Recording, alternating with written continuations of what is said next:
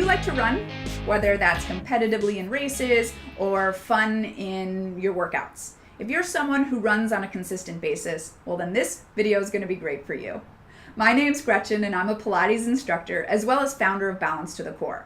In this video, I'm going to go over my top 5 favorite Pilates exercises for runners. You're also going to learn how to create more endurance and power in your stride through a consistent Pilates routine and practice. So you ready? Let's get started. So in running, there's a lot of repetitive movement. So that same movement constantly done over and over again is causing a lot of stress on the joints. It's also causing a lot of overused muscles and underused muscles.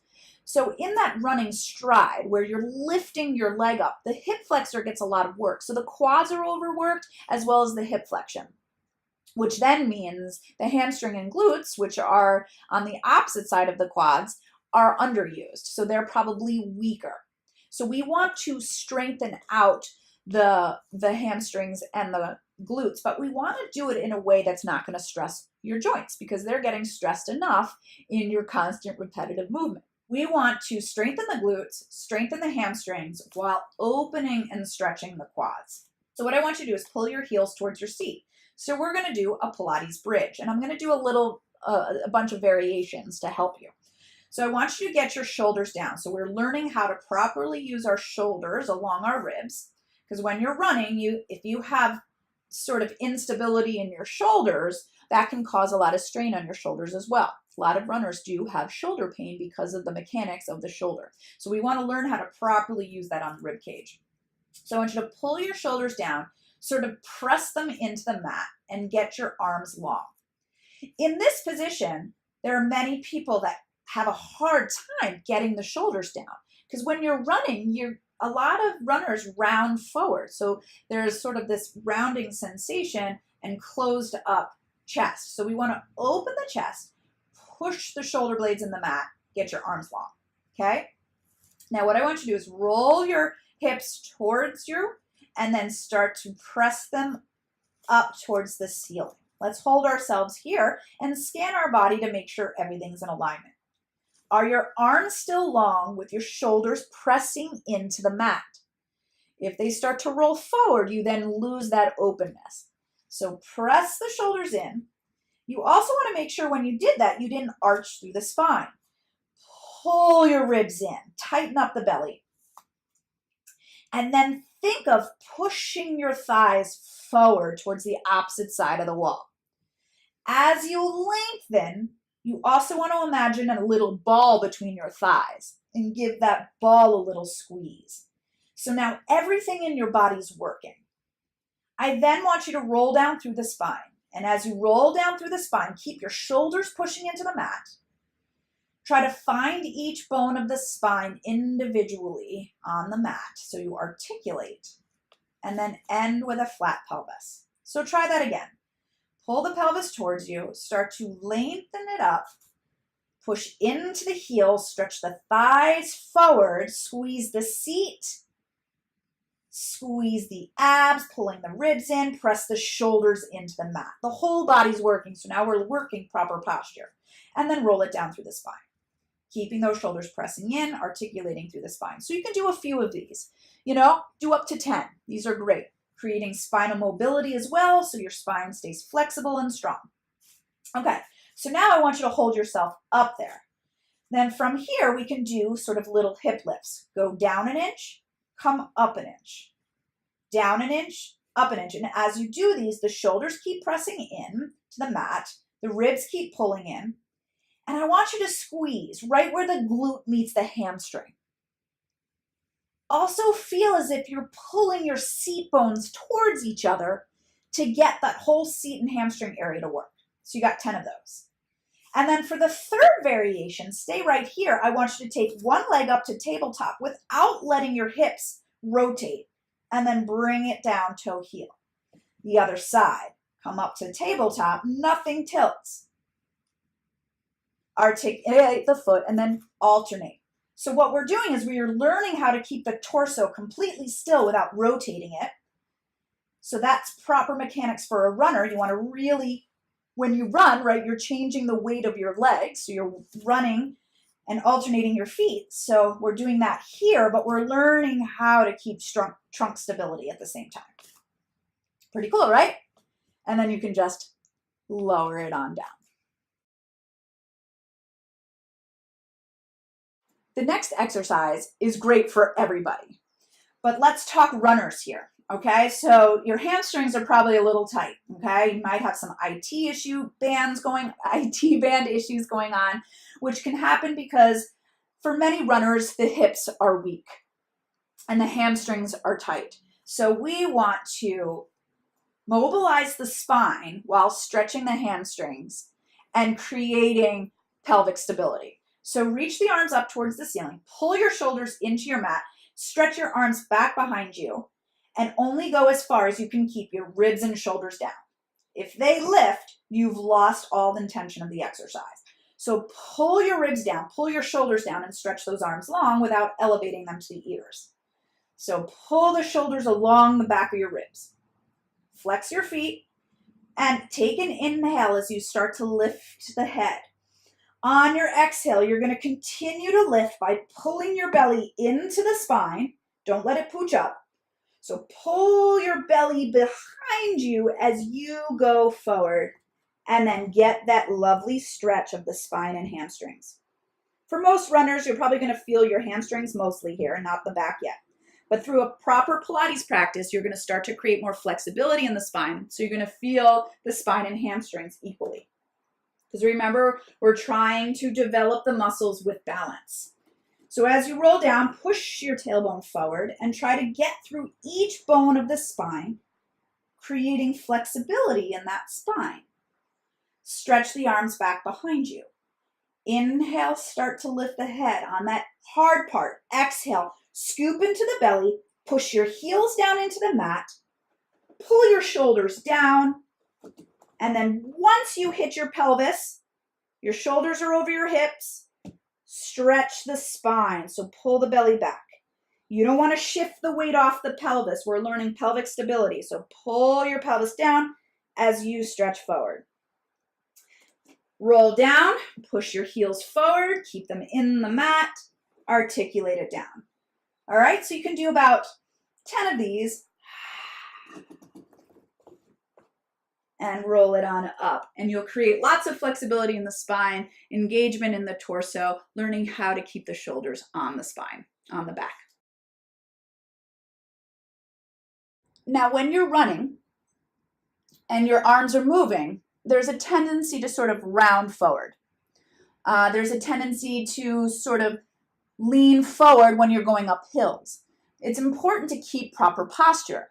And sometimes it's hard for us because we have such tight shoulders. And when you're running on a regular basis, you can have a tendency to sort of have tight shoulders that roll forward. So we want to open all of that. So I want you to open your legs into a V wider than your hips. Take your hands down by your sides. Let your gaze go forward. So draw your belly into your spine and keep your pelvis down.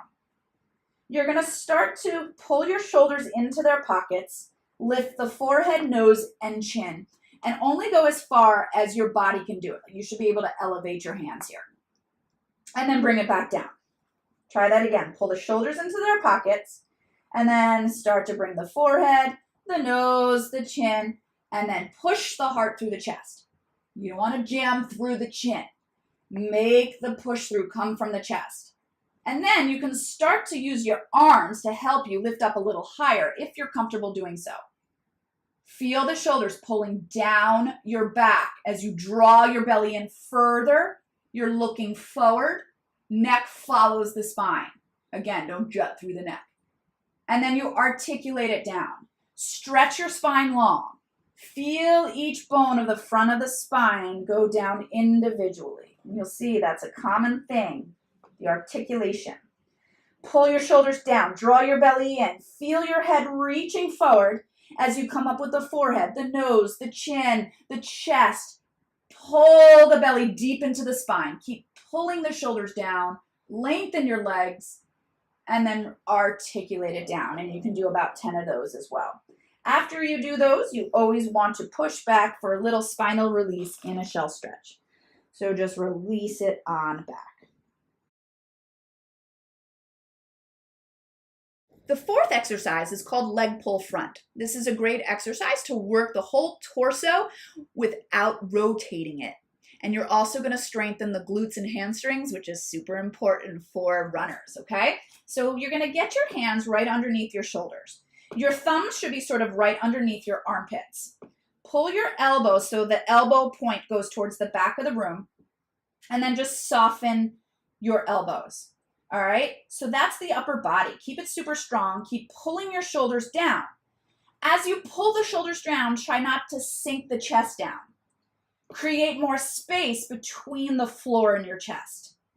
Draw your ribs up. We're going to go into a plank position, and you're going to keep pulling your ribs up and keep that alignment of the upper body.